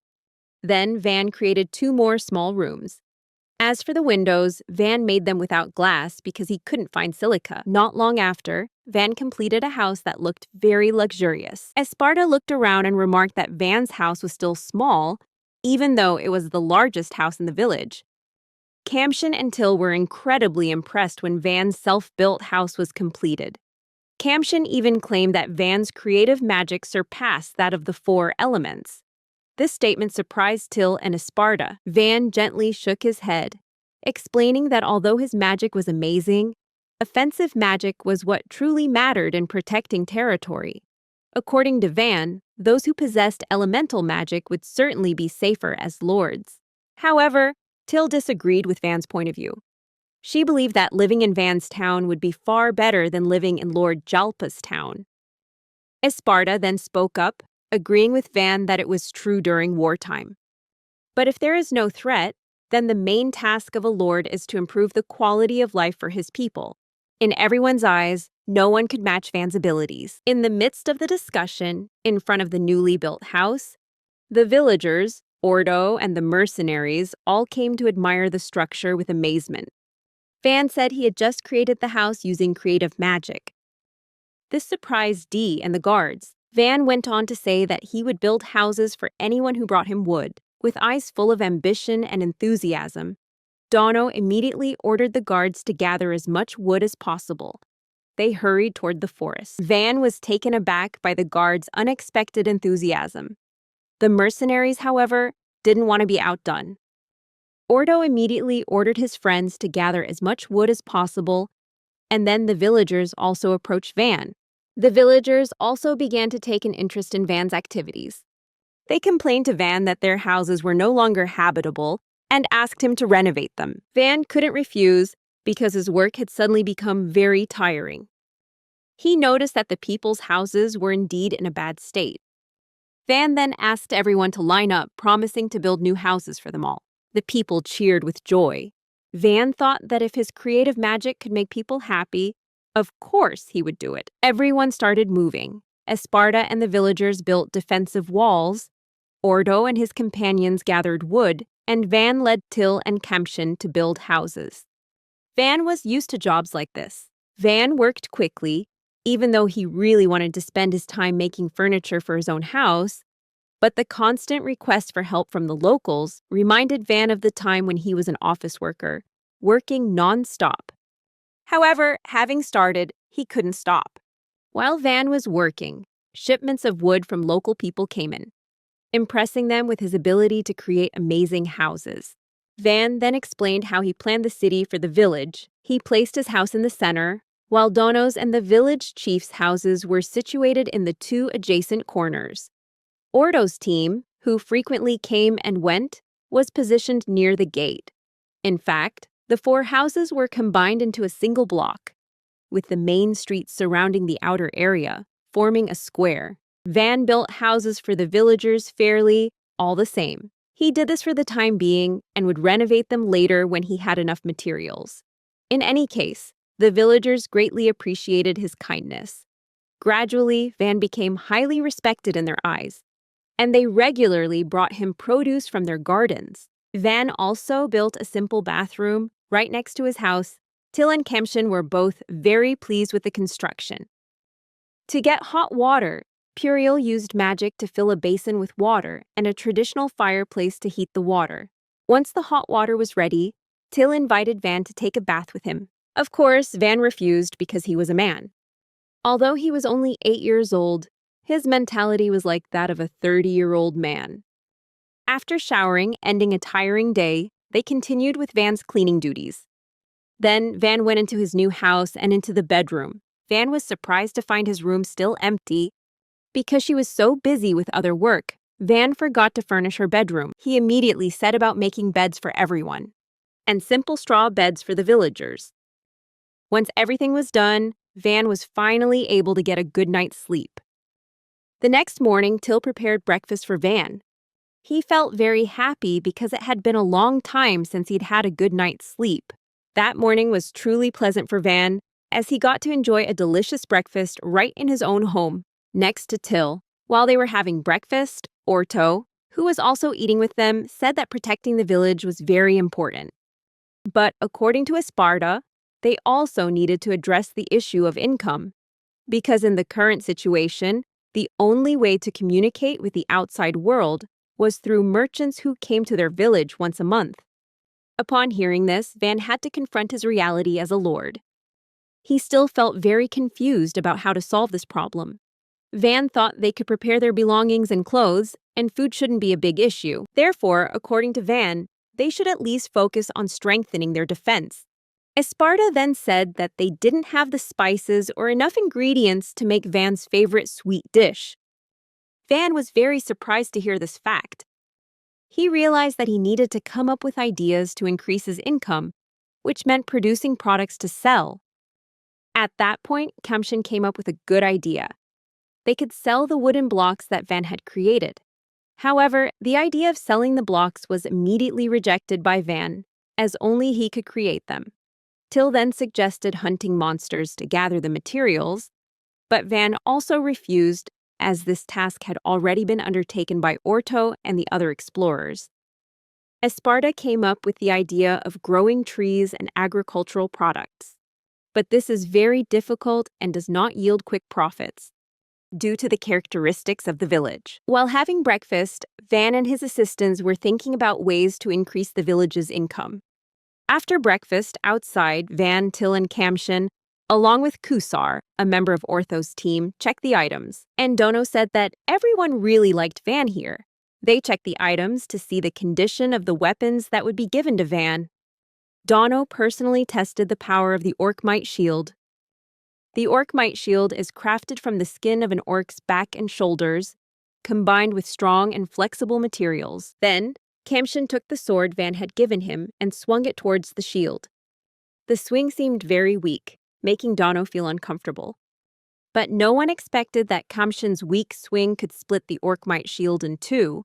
This scene left all those who witnessed it stunned. Even Kushar couldn't believe his eyes, because the shield was brand new. Van couldn't believe the power of the wooden sword either, and his words only added to Kushar's confusion. Seeing this, Van quickly used magic to repair Kusar's shield. The shield was finally repaired to like-new condition. Not long after, Ordo returned to the village. Ordo carried a large quantity of mineral ore. He wants to sell these ores to the villagers. Orto said that at the end of the mountain range, at the foot of Wolfsburg, there were many powerful monsters. And thanks to these monsters, they were able to gather valuable materials without having to go deep into the mountains. Van and the hunters collected all sorts of different ores. It includes iron ore, copper ore, and a small amount of silver and gold. Then, Ordo brought out his most valuable ore, and Van immediately recognized it as mithril ore. Van was thrilled to see this extremely rare material. He then asked why no one had mined this type of ore before, and Ordo explained that it was because the area was very remote and complex, and only a few people dared to explore it. This made herbs and mineral ores unattractive to them. Hearing this, Van agreed because it made sense. Only a lucky few hunters could obtain them. If that's the case, the foothills must contain many valuable resources. Van then used magic to extract the ores that Orto and his friends had collected. He separated the iron-containing minerals in sand, breaking down the iron ore and separating it from the sand. Normally, this process would require pre-melting to remove impurities, but this time it wasn't necessary. Kushar was thrilled to see this, and he wanted Van to make him a sword.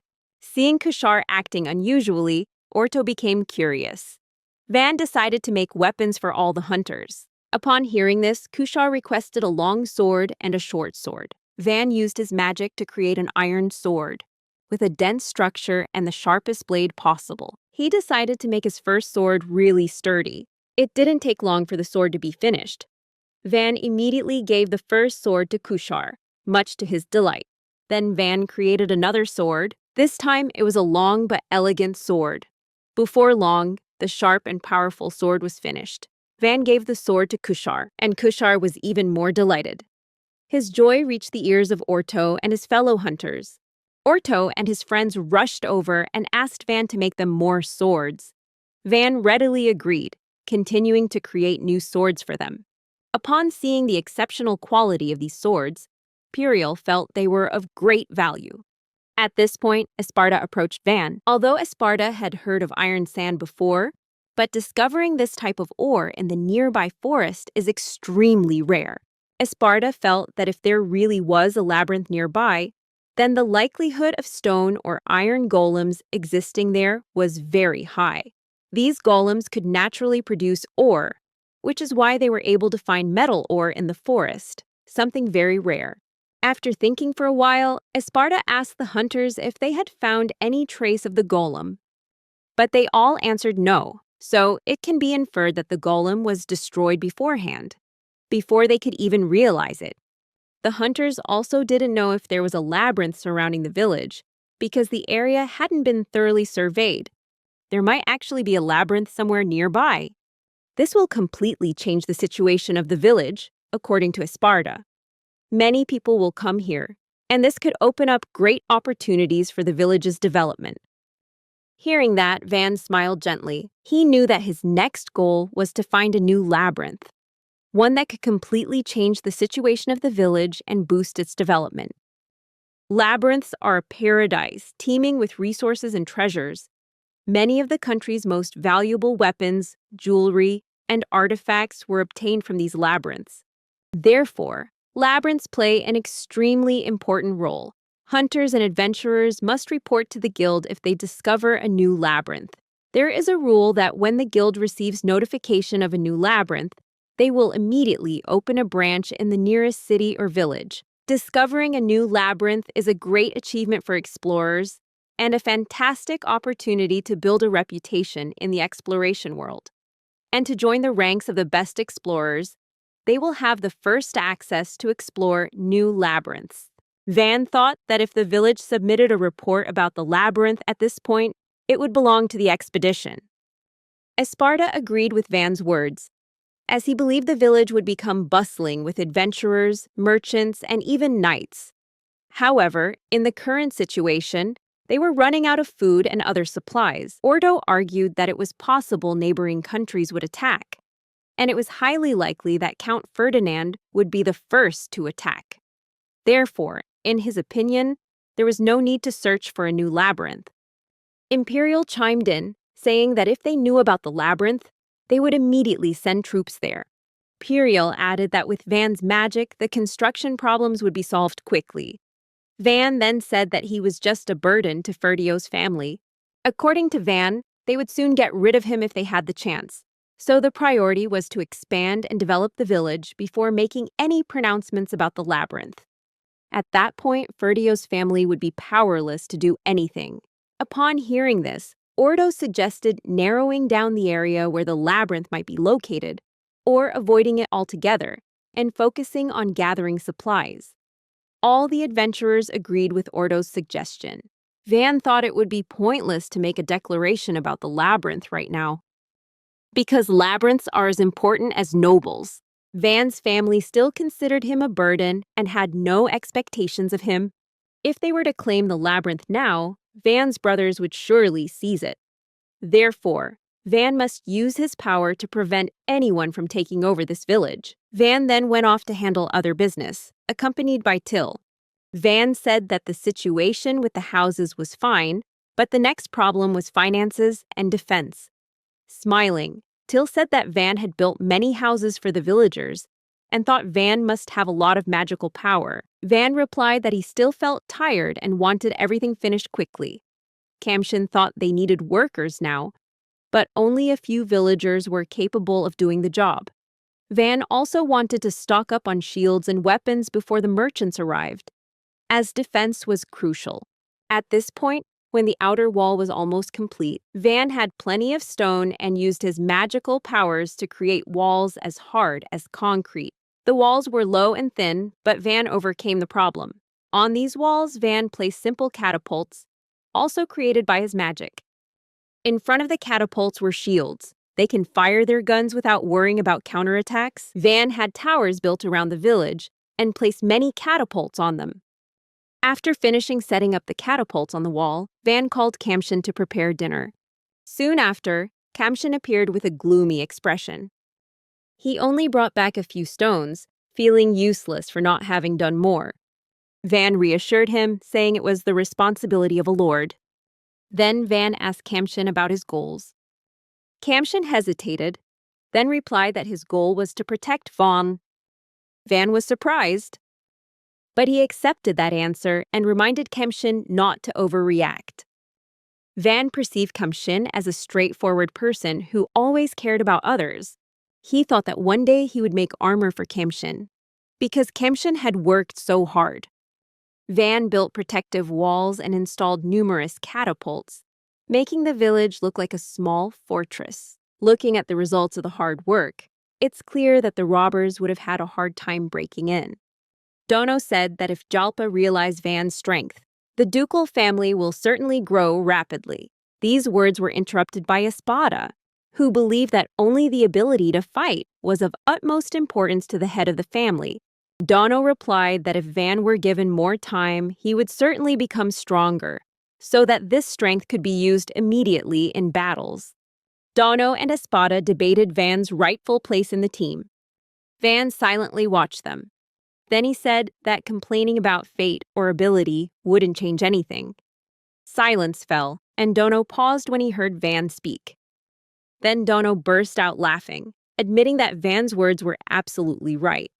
Dono felt that complaining about bad luck wouldn't change anything, so instead, they needed to work even harder. The atmosphere returned to normal, and Van encouraged everyone to get back to work. The ditches have been dug, but there is still no water in them. These ditches are crucial for defense, and water plays a vital role in the village's life. Therefore, Van needs to find a way to bring water in. While thinking, Van realized that the water source needed to be protected immediately. Suddenly, a shout rang out, announcing that the robbers were coming. Someone reported that they would attack from the dead-end street behind. Van ordered everyone to quickly retreat behind the city walls. In a panic, he demanded that the bridge be raised and the gates closed immediately. Then Van checked to see if anyone else was outside. He was surprised that just a few days earlier, the villagers had obeyed orders without a word of resistance. Yet now outsiders were still fighting in fear. Although he was worried, as a lord, Van could not show his fear. He reassured the villagers that the village was now stronger than ever. And Dono and Espada are also here. Van's courageous words immediately ignited a fighting spirit in the villagers. They shouted, without a trace of fear, ready to stand up and fight for the future of their village. Seeing this, Van smiled and thanked the villagers for their bravery. Van ordered the villagers to climb the towers to prepare the catapults. He ran up to the tower with the villagers. But suddenly, Till grabbed his arm. Van told Till to leave immediately, which made Till burst into tears. Seeing this, Van understood Till's feelings. He immediately ordered Dono to lead his troops to investigate the enemy's plan, while he himself would sneak in behind the lines to take action. With enthusiasm, Dono readily agreed to Van's order. Van knew that assigning the task to Dono was the right decision. Because Dono is a brilliant and outstanding leader, with his ability and confidence, Dono believed he could lead the army better than any traditional commander. He was ready to serve and sacrifice for them. Dono then ordered the villagers to begin their operation. With his passion still burning brightly, Dono watched the approaching robbers from a distance. From a distance, they could be seen running, numbering between 50 and 100. Dono immediately ordered Van to prepare his defenses as they approached. However, Dono noticed that the robbers were running very strangely, as if someone was chasing them. A villager looked from a distance and noticed their tails. It turned out the robbers were being pursued by 2 armored dragons. The people who witnessed the scene panicked, but they tried to remain calm. Dono realized that even seasoned warriors would struggle when facing dragons. He immediately signaled Van, informing him of the situation. The 2 dragons were chasing the bandits and heading straight towards the village. While attacking them with conventional weapons was impossible, Dono thought that magic might be an effective solution. But only Esparta and Puriel can use magic. However, Puriel is not in the village because she is out searching for ingredients. Even without mages, the Night Army could still do it. They could defeat the dragons by restricting their movement and attacking their weak points like their bellies. But the villagers couldn't do this. They wouldn't be able to withstand the dragon's tail and claw attacks. Therefore, the villagers couldn't stop them. At this point, Van shouted, demanding that the name of the catapult's arrows be changed to iron arrows. Dono thought that dragon scales were difficult to penetrate, and that this might be pointless. However, he quickly realized the situation and, following Van's orders, signaled the villagers to prepare. Who would operate the catapults to maintain composure? Meanwhile, the bandits and the 2 dragons were getting closer and closer to the village. The dragons were so huge that they covered the ground as they moved through. This was unstoppable in a small village. Dono went on to report that the dragons were up to 40 meters long and their speed wasn't a major issue as they were chasing the robbers. Van asked if there was another way because he felt sorry for the robbers. Dono laughed, saying he had been swept away by his emotions. It turned out that Dono's laughter was his way of coping with panic under pressure, so he had to calm himself down. According to Dono, using excessive force would backfire. He then decided to let the robbers in and deal with them himself. Meanwhile, Dono ordered the villagers to attack the dragons. As the dragons approached the ditch, the villagers' trembling hands began aiming their catapults at them. Dono told them not to worry too much and instructed them to aim for the dragon's eyes or mouth, giving them time until the adventurers returned. Dono reassured the villagers that they would be all right, and that after this battle, everything would be over. With a booming voice, he ordered everyone to prepare to attack the dragons. The dragons chasing the bandits were getting closer to the village. When the bandits reached the ditch, they immediately jumped across, narrowly avoiding being devoured by the dragons. Dono gave the signal to fire. After the order was given, the villagers immediately launched arrows from their catapults. At the same time, arrows rained down relentlessly on the dragons. The number of arrows fired was incredibly dense. The arrows flew swiftly towards the bodies of the dragons. Initially, they didn't seem to be affected much. But strangely enough, the arrow pierced through the dragon's body, even embedding itself deep into the ground. Down below, a villager inquired about the situation regarding the battle with the dragon. Dono replied that they had taken down at least 10 armored dragons in one attack. Dono went on to say that they had run out of arrows. Immediately, the villagers at the foot of the tower rushed to fetch more arrows. Meanwhile, Van remembered his very strong material and suggested using wooden arrowheads. The villagers were initially surprised, but they immediately followed Van's instructions. The archers quickly attached wooden arrows to their weapons. Although still apprehensive, the villagers seemed more confident after the initial attack. When preparations for the second attack were complete, they felt almost certain that this attack would be more accurate than the first. With a loud shout, Dono declared he would prove the strength of his village. After the second wave of attacks was launched targeting the dragons, Dono was astonished to see that the wooden arrows could pierce the dragon's thick scales. At this point, Dono believed they could accomplish the task without iron arrows. Dono immediately ordered everyone to use wooden arrows. Then, Dono quickly gave orders to the catapult operators. After a tense battle, finally, they defeated all the dragons.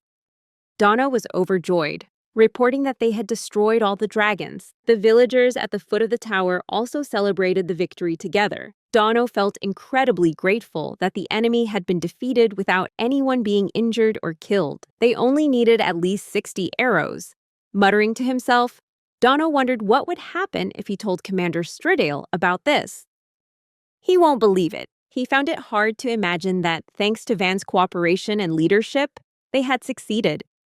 Dono then shouted to Van to celebrate the victory. Van approached Dono and thanked him for his hard work. Later, Van climbed the tower and saw the dead dragons.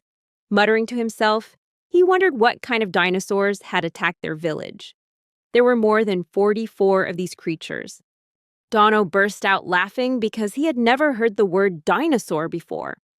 He also thanked Van for all the success, thanks to his homemade weapon. Dono never imagined that simple wooden arrows could pierce the thick scales of a dragon. Patting Van on the back, Dono said that all this success was thanks to Van's homemade weapon.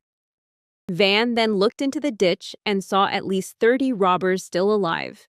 The robbers were trembling, their faces pale, when Dono threw down the rope and ordered them to tie themselves together. Dono also threatened them, warning them not to cause trouble or face the wrath of the villagers. The robbers, filled with fear, had no choice but to obey in the pit, weeping and begging for forgiveness, promising to mend their ways. They did not want to become slaves or be imprisoned. Instead, the bandits volunteered to work for the villagers to atone for the crimes they had committed. The villagers fell silent, recalling the many times they had been harassed by them. A villager approached, shouting angrily at the robbers because they had killed his parents. In a state of turmoil, the people wanted to immediately attack the robbers. But Van stopped him, saying it wasn't worth getting his hands dirty because of them. Van asserted that the robbers would be punished when the knights of the kingdom came to take him away and let them work for the village until then. Those who were captured were tasked with separating the skin, bones, and flesh from the slain dragon. At the same time, the robbers had to extract the magic core from the monster. Meanwhile, Ordo, having just returned from the forest, was surprised by the changes that had occurred. Van, standing beside him, could only smile. Kamshin then spoke up, saying that facing just one monster was already difficult. Puriel agreed, saying that many swords were still intact and that no magic was needed to defeat the dragon. Although 30 men wielded swords perfectly crafted by Van, Puriel estimated they could only kill a maximum of 4 or 5 dragons. The following morning, Ordo joined in skinning the dragon while it was still fresh. The following day, people began processing the dragon's carcass to make use of every part. Meanwhile, Van changed the material of his knife to make it sharper. Finally, after 3 days, the work was completed. That night, the villagers, along with the guards, Ordo and his family, celebrated the victory. While enjoying the meat of the dragon they had just defeated, Van stood up to give a speech, expressing his gratitude. Thanks to everyone's efforts, the village had now become strong and prosperous. People no longer have to worry about money and can use spices as they wish. Van then encouraged everyone to eat and drink freely, even allowing each person to have 2 cups of sake. The whole village raised their glasses to celebrate the victory. Applause and cheers echoed everywhere as they drank and ate to their heart's content. In the heart of the village, the atmosphere was joyful, filled with laughter. Van tasted the dragon meat and found it delicious, tender, and juicy. Ordo explained that dragon meat is rich and flavorful because it's protected by a hard shell. Puriel also mentioned that if sold, dragon meat would fetch a very high price, and there's still plenty of surplus that could be sold. Ordo later stated that the crossbow Van had built was just as powerful as the weapons they possessed. Dono and the guards approached Van to buy swords he had crafted. Dono wanted to buy a large sword and asked Van to make it for free because he was Van's loyal servant. Dono also wanted complete uniforms for the 3 of them. Hearing this, Ordo also wanted a suit of armor made by Van for himself. Meanwhile, the villagers also approached Van to express their gratitude. Everyone looked very happy. Meanwhile, around the campfire, the village chief and his son sat drinking sake.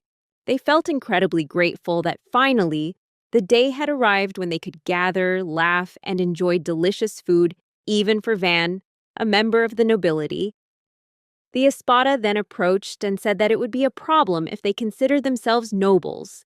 But that was also part of Van's greatness. Till remarked that it seemed Van would achieve even more extraordinary things in the future. While everyone was enjoying the ceremony and savoring the dragon meat skewers, Ordo mentioned that a complete dragon, including its shell, could sell for 30 gold coins. Van was surprised that the price could be so high. Ordo explained that because dragon meat spoils quickly, they couldn't sell it, and the shipping costs could amount to 8 gold coins for the rest of the dragon carcass. Van said that even so, they would still get at least 300 gold coins from the sale. Van paused, suddenly realizing that if this gold were converted into yen, it would be equivalent to 300 million yen. Espada then approached Van, who was lost in thought about the enormous sum of money. Espada said there was a rule that if a village or town received more than 100 gold coins, they had to pay a tax of about 50% to the nobility. Van was surprised to learn that they still had to pay taxes. He confirmed that they couldn't hide the money. Espada explained that it was impossible to conceal all of it, and it could easily be discovered. Van then became very gloomy upon learning that they only had 150 million left, and that the nobles would soon find out about the village's situation. Espada told Van there was no need to worry because he had a plan. Van realized that the Espada's loyalty to the nobility was unparalleled. And this time, it was a completely different matter from the labyrinth problem. This time, they had to conceal the truth. Therefore, they had to act discreetly, which would certainly be a betrayal of Van's father. Meanwhile, Van chose a peaceful path. He tried to calm down and asked Espada what plan he would use. Espada suggested informing her sister Mercia about the current situation in the village, so that she would become famous for defeating the dragon. Espada explained that this plan was a smart move because everyone would benefit. This relates to his family situation, where all the brothers are vying for the position of head of the family. Van personally wanted Mercia to be the head of the family because she had helped Van so much. Van subsequently agreed to Espada's proposal. The next morning, Van and his servants, Till and Kemshin, went through the market, and there, Van was warmly welcomed by the villagers. Everyone in the village was delighted by Van's arrival. The scene of the villagers' enthusiastic welcome was lively, until one of them loudly asked permission to marry Till. Till felt very embarrassed when she heard that. She hadn't expected to be so famous in the village. Van, in the silence, suddenly took Till's hand. Till just smiled, because it had been a long time since she'd felt Van's hand hold hers. She understood that Van wanted to attract attention. Deep down, although Van always presented himself as an adult in public, in reality, he was still just an 8-year-old child physically. All the people who witnessed this scene smiled warmly at Van's actions. A moment later, Van let go of Till's hand, remembering that he was still a nobleman. For him, feelings were important, but honor was far more important. And Van also remembered that there would be a day when Till would suddenly leave him. Nevertheless, Van still considered Till's happiness to be his top priority. Van then spoke to Till, but before he could finish his sentence, Till interrupted, saying that all Till wanted now was to take care of Van. Therefore, he didn't think about such things. Till said that from now on, she wanted to always be with Van. She took Van's hand again.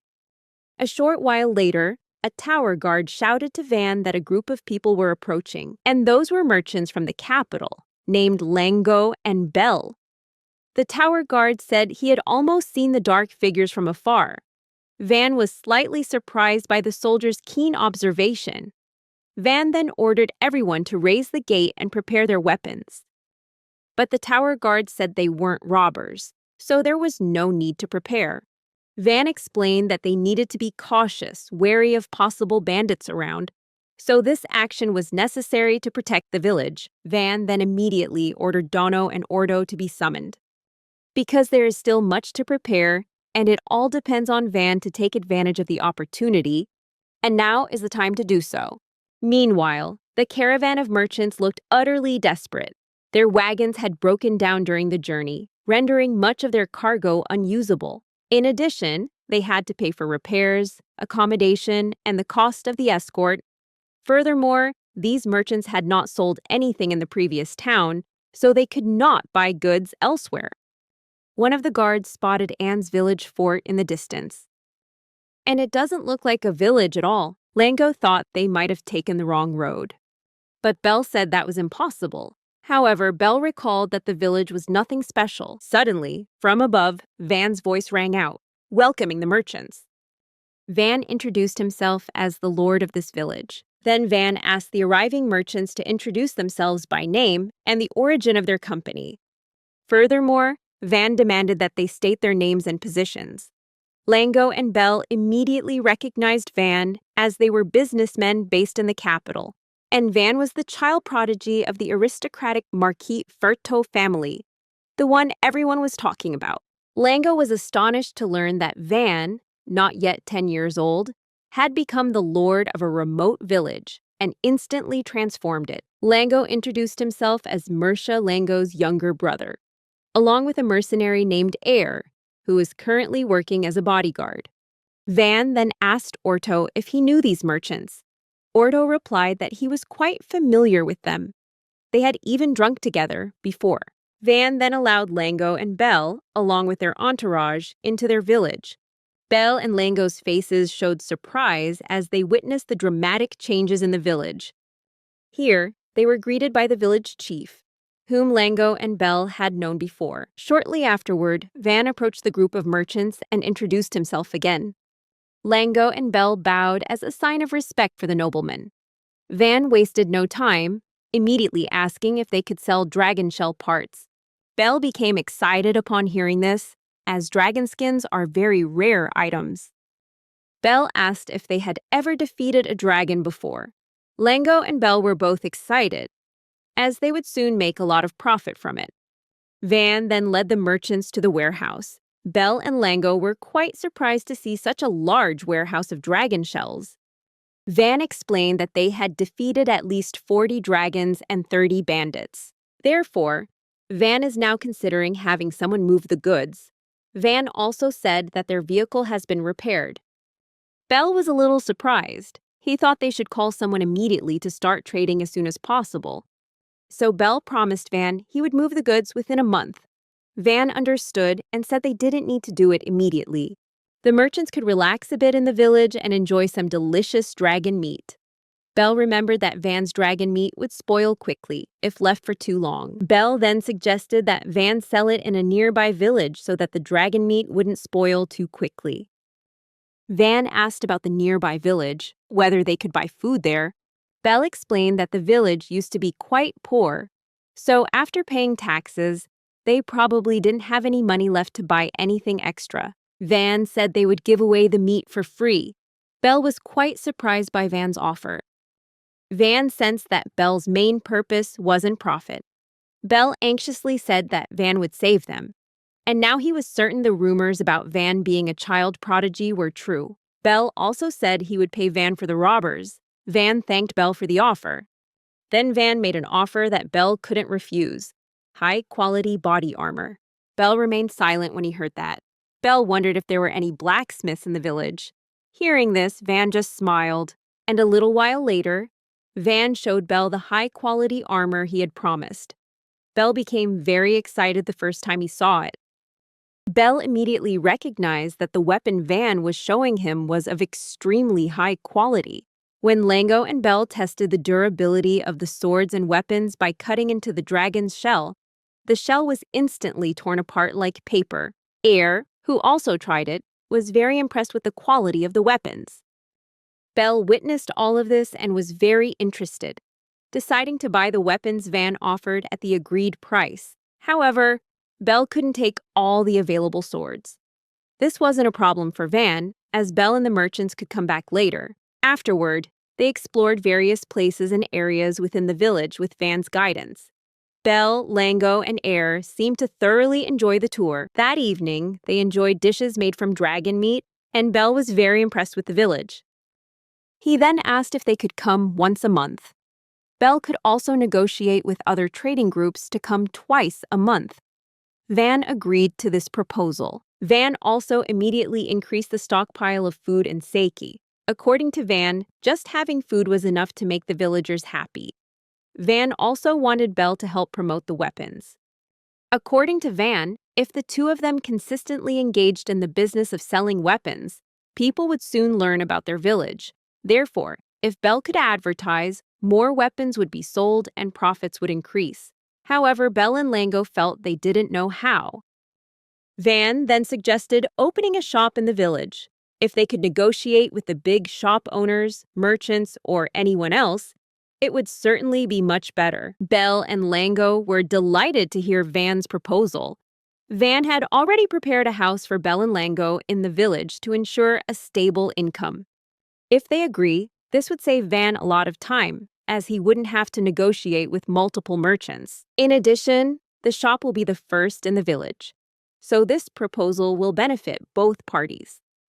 Bell then said that he would be working at the village shop. Everything has been resolved satisfactorily and a good business deal has been struck. After the discussions and negotiations concluded, Lango and his mercenary companion left the village and immediately set off for the city to persuade the trade association to provide the village with workers and materials. They will bring the swords Van crafted, along with their dragon shells and magical cores, to convince the association. Van also sends a letter to his sister Marcia to inform her of their achievement. Meanwhile, near the village entrance, a shop for Bell had been set up. Belle was surprised because they had only discussed the store design, but in just a few seconds, the store was already there. Van explained that the first floor was the shop, the second floor was the living area, and the warehouse was located underground. Van designed Belle's store almost exactly to her specifications, so that if any problems arose, Belle could report them immediately. With a slight tremor, Belle stepped into her new store, feeling quite pleased. The production of goods for Belle's store and the merchants would be completed within 2 weeks, so Belle's business was stable until then. After settling matters with the merchants, Van, along with Kamshin, Till, and the other bodyguards, set off for the river. Throughout the journey, Van was constantly asked if he was too tired to continue, but of course, Van persevered and kept going. Meanwhile, Kamshin was tasked with clearing the road. With his sharp sword, Kamshin easily cut through any obstacle. Van was surprised by how easily Kamshin accomplished this. In reality, Van only wanted to show concern and kindness to people, but he couldn't maintain his strength. The journey from the village took an hour, and right in front of them was a beautiful river. Upon reaching the river area, they needed to fetch water, and when they arrived, Esparta used his magical powers to dig a ditch, easily bringing water into the village. Esparta can dig dozens of meters in a short amount of time.